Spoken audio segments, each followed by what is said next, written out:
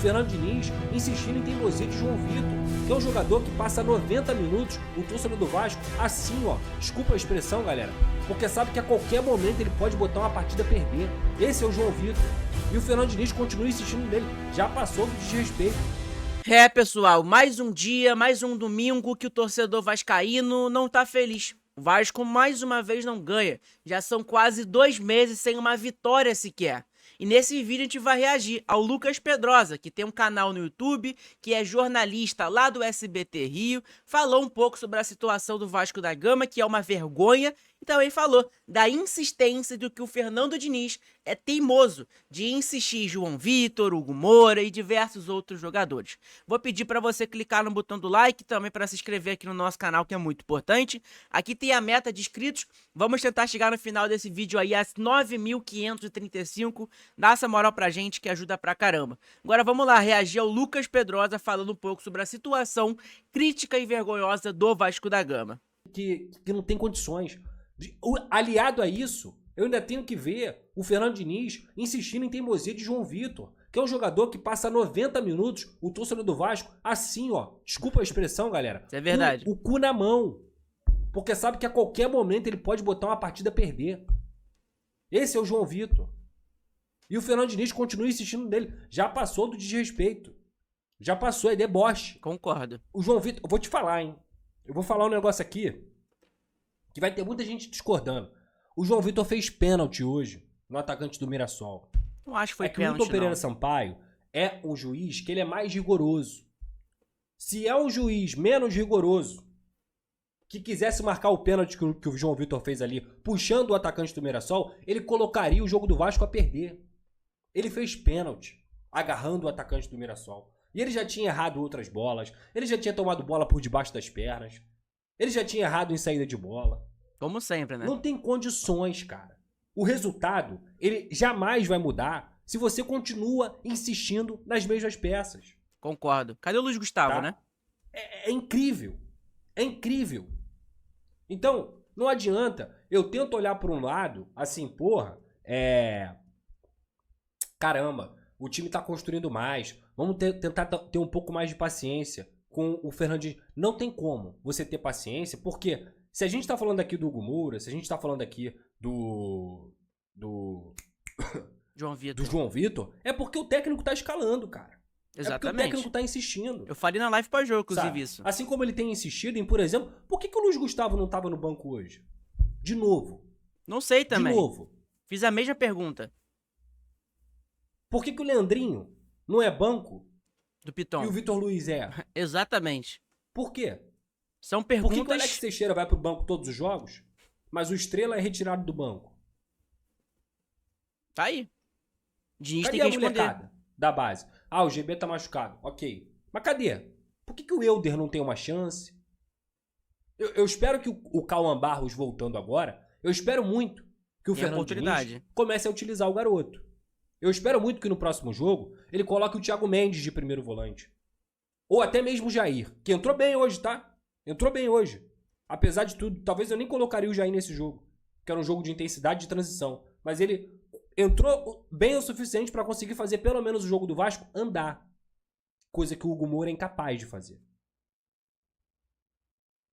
Compreende? Então assim, o Vasco tem um lateral que frequenta a seleção sub-20. O Vasco Leandrinho, tem um zagueiro que frequenta a seleção Luiz sub-20. Gustavo.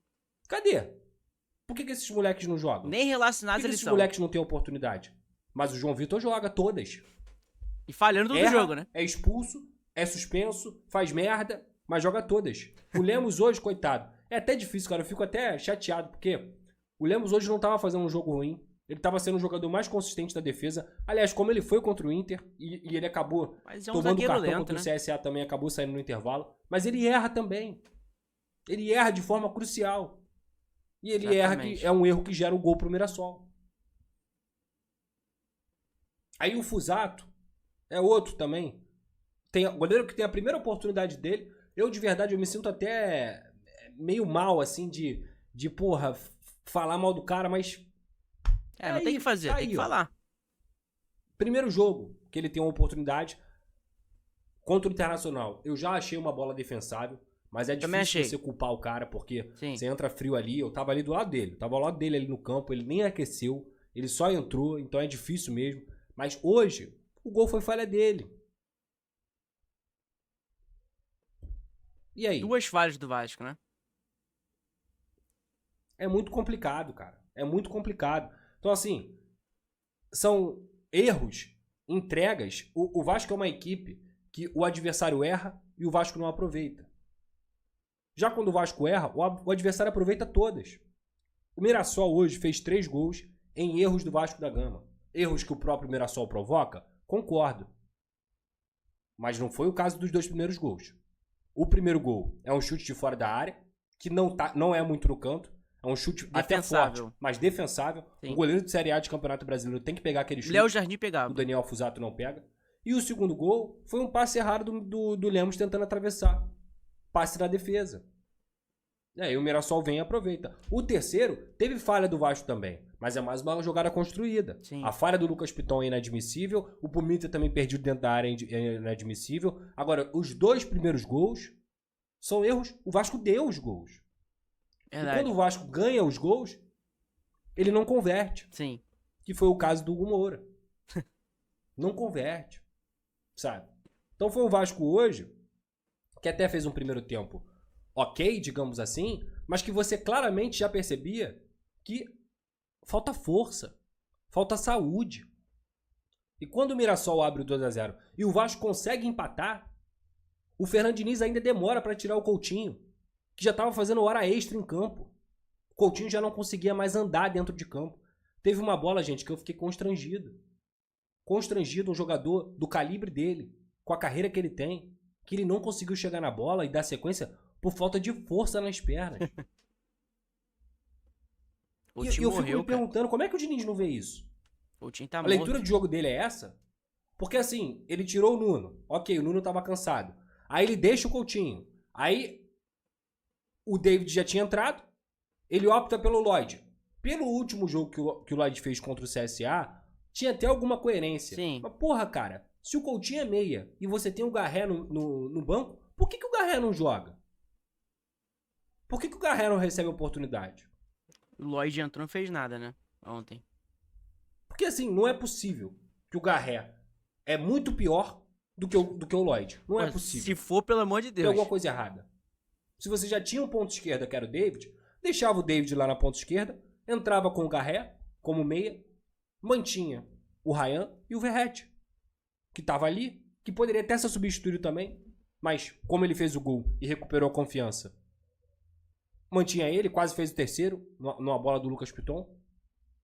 E tudo bem. Você tem o seu artilheiro ali, que é o cara que você tem a expectativa do gol. Mas, porra, cara, demora muito. Demora muito. E quer levar o jogador ao limite numa teimosia que só prejudica o Vasco. Sim. Porque você não só tem um jogador cansado com a bola, mas um cara que não ajuda sem a bola. Exatamente. Coutinho não marca. Então, cara, é o que eu tenho falado, assim. Primeiro ponto, e mais importante aqui, esse recado fica claro. Já coloquei no Twitter, tô falando aqui, já falei com o que eu tinha que falar, já falei tudo. Diretoria do Vasco, presidente Pedrinho, diretores, Admar, Carlos Almodeu e quem mais estiver lá. Se vocês não contratarem um zagueiro de alto nível. Atacante. Quando eu digo isso, gente, não é, meu Deus do céu, Sérgio Ramos, não é isso. É um zagueiro seguro. Se o maior investimento do Vasco na janela não for em um zagueiro, o Vasco vai estar cometendo um erro grave. Porque o maior problema do Vasco se chama sistema defensivo. É um time vulnerável. É um time que é um bingo. A qualquer momento você tem a sensação de que aqueles zagueiros podem falhar e podem entregar o jogo. Não passam confiança. E aí não adianta construir igual um louco lá na frente. Exatamente. Se a destruição vem muito mais rápido. Apesar que o Vasco também não faz gol, né? Então, assim, se a diretoria não contratar um zagueiro pra acertar essa zaga, um zagueiro que passe confiança, e vou falar aqui, hein? Já dei esse exemplo e vou dar de novo. Muito parecido com o que aconteceu com o Medel lá em 2023. A zaga era Maicon e Léo Pelé, Uma zaga que falhava o tempo inteiro. O Medel chegou e o Medel resolveu a situação do Vasco e o Vasco não caiu. É verdade. Parou de tomar gol à torta e à direita. Cara, então é mais ou menos isso, né? Eu acho que o Lucas Pedrosa ele tem total razão do que ele tá falando, né? Eu acho que o Vasco tem que reforçar o sistema defensivo realmente. O Vasco precisa de um zagueiro, aquele xerifão, seria um Nino, talvez um Mina, que foi campeão com o Palmeiras aqui no Campeonato Brasileiro, tem passagem pelo futebol europeu. Eu acho que um zagueiro de alto nível passaria confiança pro torcedor vascaíno e talvez uma esperança do torcedor ir lá e apoiar, né? Eu acho que é exatamente isso que o Lucas Pedrosa falou. Eu não discordo de absolutamente nada, tá? Eu acho que a minha opinião é a mesma do Lucas Pedrosa. O Vasco precisa contratar e se não contratar, a diretoria ela vai decretar o rebaixamento do Vasco da Gama. A realidade é essa. Porque esse time do Vasco que está dentro de campo, com Lucas Piton na lateral esquerda, com a dupla de zaga, Maurício Lemos e João Vitor, cara, não tem explicação. E foi o que eu falei pra vocês na live pós-jogo. Por que que o Leandrinho não vai pro banco de reservas? O porquê que o Luiz Gustavo, ele saiu de titular do nada e foi pro banco de reservas? O último jogo agora contra o Mirassol não tava nem na lista de relacionados. Qual o motivo? Eu, particularmente, não me lembro de algum jogo do Luiz Gustavo que ele falhou. Não me lembro. Mas hoje o Luiz Gustavo ele é o terceiro zagueiro do Vasco. Entra Maurício Lemos, entra João Vitor, entra Lucas Freitas e o Luiz Gustavo não. Fica lá no banco de reservas quando fica, né? Porque esse último jogo nem relacionado ele foi. Bom, galera, hoje tem jogos do Brasileirão, né? O Vasco provavelmente hoje vai terminar na zona de rebaixamento. É claro que o Vasco tem um jogo a menos, tá? No Campeonato Brasileiro, vocês podem dar uma olhada aqui. O Vasco tá em 16º colocado com 15 pontos, né? Hoje, o Santos joga, na verdade não, a segunda-feira, amanhã, o Santos joga contra o Juventude. Se o Santos vencer o Juventude, o Vasco vai para a zona de rebaixamento automaticamente. Não só o Santos, tá? Mas se o Fortaleza hoje vencer o Corinthians fora de casa, tá? O Fortaleza acaba passando o Vasco. A Fortaleza vai ali para 17 pontos, acaba passando o Vasco da Gama, beleza? Então, é uma situação hoje do Vasco bastante complicada. A gente tem que torcer pro Vitória que não vencer o jogo de hoje contra o Palmeiras, que é um jogo difícil, querendo ou não, né? A gente tem que torcer para alguns adversários ali de baixo não vencer os jogos. O Grêmio não venceu ontem, perdeu de 1-0 pro Fluminense, mas eu não acho que o Grêmio vai ser rebaixado, tá? O Fortaleza joga contra o Corinthians fora de casa, um jogo muito difícil, mas o Corinthians também é uma incógnita, a gente não sabe qual Corinthians que vai entrar dentro de campo. Beleza? Então essa aí a tabela do Brasileirão hoje. A próxima rodada do Vasco no Brasileirão é contra o Atlético Mineiro, em São Januário, né, no domingo, dia 10, tá? Beleza? Dia 10/8 vai ser o jogo do Vasco contra o Galo. Então, cara, espero que o Vasco consiga vencer esse jogo, porque se não vencer, cara... Na verdade, o próximo jogo do Vasco é já na quinta-feira, né, contra o CSA pela Copa do Brasil. Mas, esse jogo da quinta-feira é contra o CSA, e aí depois no domingo joga contra o Galo. Espero que o Vasco consiga vencer os dois jogos e que espero que esse jogo de quinta-feira seja a virada de chave do Vasco da Gama. Beleza? Então, gente, é mais ou menos isso. Espero que vocês tenham gostado. Clica no botão do like aí, se inscreve no canal como eu já falei pra vocês. Lembrando que o link do canal do Lucas Pedrosa está aí na descrição, quem quiser acompanhar lá. Ele também participa de um programa, acho que acontece às 1h da tarde lá no SBT. Então, quem quiser acompanhar, eu gosto bastante do Lucas Pedrosa, por mais tem gente que não gosta e tudo mais, cada um tem sua opinião, mas eu acho que as falas que o Lucas Pedrosa acaba falando realmente, ele fala muito bem, na minha opinião, tá? Então, gente, é mais ou menos isso, espero que vocês tenham gostado, deixa seu like aí, se inscreve no canal que é muito importante.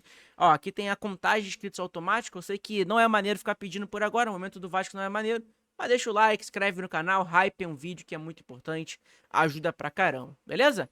Vamos tentar chegar no final desse vídeo até 9.535. Eu pensei muito em que gravar pro vídeo de hoje aqui no canal do domingo, falei até que ia ter uma live, cara, não vou fazer live porque não tem clima nenhum de fazer live de Vasco, falando sobre Vasco, não tem assunto algum a não ser o jogo de ontem, que a gente já falou na live pós-jogo, né? Então eu acabei assistindo a live do Pedrosa pós-jogo, gostei do que ele falou, resolvi trazer aqui no nosso canal, né, o que o Pedrosa falou no vídeo, na live dele pós-jogo no dia de ontem, beleza? Tamo junto, abraço a todos, saudações vascaínas e que dias melhores virão.